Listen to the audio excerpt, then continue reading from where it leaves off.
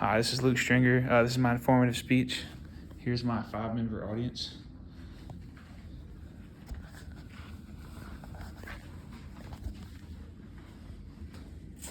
Have y'all ever wondered how languages come about? Do people just sit down and start speaking one day, or an alphabet just gets created and people just start talking? The fact that we're all here proves that we have a language. That languages had an origin and a beginning. That's how we're here. That's how I'm communicating with you. That's how you're listening. Is you understand what I'm saying. That's because we speak the same language. And so at my previous school, I studied linguistics, which is just the study. It's like big L language, where you would learn a bunch of different languages, but they would all form into the same language. And so today we will discuss Creole languages and their origins. We'll go over what a Creole is. We'll go over what pidgins are and how they all connect. And then we'll overview why some pidgins become languages and some don't. According to Viveka Velopiai, Creoles are natural languages that arose in situations where people of diverse ethnocultural and linguistic backgrounds were brought together and formed distinct community. In much simpler terms, a Creole is a language that's formed by necessity. And so I'm going to give you an example to kind of help you imagine that. And so if you took a room of two Dutch people, people that speak Dutch, whose native language is Dutch, that's what they learn when they're little, and one person that spoke English, that's their native language, you put them together, they would start to communicate. They would start to have conversation with each other. And what would happen is they would start to speak each other's languages. So they'd pick up a little bit here and they'd pick up one other. And so they'd start to talk to each other in two languages. So they'd be speaking two languages at one time. And what happens is that's no longer either Dutch nor English. It's now a combination of both of them. And so now that it's one language, that's what a Creole is. So a Creole is a new language comprised of many languages. It's actually two or more is the standard definition. And so Creole languages help to integrate many societies and cultures, and there are a bunch of them across the world. But why do languages develop like this? So like when English and Spanish or French, they all have common origins, so that they have ancestor languages that came down. And so all across the world, there's 7,000 different languages in the world, and all of them created usually the same, but why are there some that are different? Earlier I told you a half-truth about Creole languages. I said that when the Dutch and the English people start to speak that language, that in essence becomes a Creole. And that's not true. You see, the qualifying descriptor for a language is that it has to be able to be passed down to generations. So parents have to be able to come home and speak a language, and now the kids learn it, therefore it's now a language. If it's a native language, it's a language, and nobody can take that away from you, right? So sign language. At some point it was a pidgin, and then it became a Creole, because that's just how people on Martha's Vineyard knew how to communicate with each other. That's what they did. Is that a lot of them were deaf, and so that's how they started talking to each other.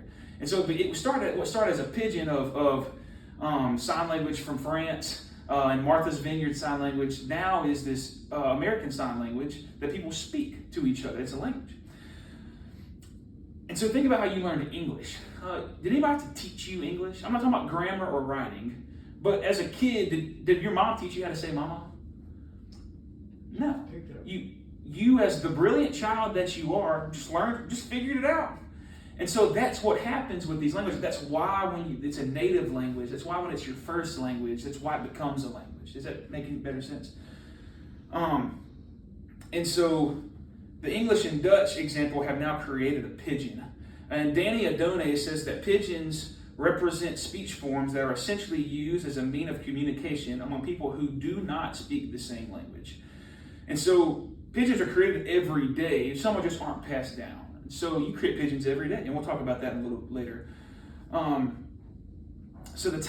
What's also important is that the time a language is a pidgin is crucial to its development. So kind of what goes on, what the context is. So what factors make a pidgin a language or not? Well, you have environments. So I want to talk about two different environments. The first environment is every single construction site in the United States of America has someone that's going to speak Spanish and someone that's going to speak English. They have to figure out a way to communicate. So what they're doing is creating, whether it's some different kind of Spanglish, they're figuring out a way to communicate with each other that when they leave the job site, does not get used anymore. So you don't have, they go home and don't speak that language, they speak their native language, so the kids don't pick it up, therefore it's a pidgin and it's gone forever, right? But then you have in Suriname, which is a country north of Brazil, a language called Saramaccan, and it's a Creole. And what happened was it developed over 2 centuries of people. In fact, McWhorter and Good describe the origin of Saramaccan when they write, its speakers are descendants of African slaves who escaped from plantations near the coast of Suriname in the late 17th and early 18th centuries. These slaves created a language that is neither European nor African, but it's a new hybrid language. And so what happened is these slaves that spoke Portuguese and languages from different places in Africa, all of their plantation owners spoke different languages. So Dutch was a big one, English was a big one.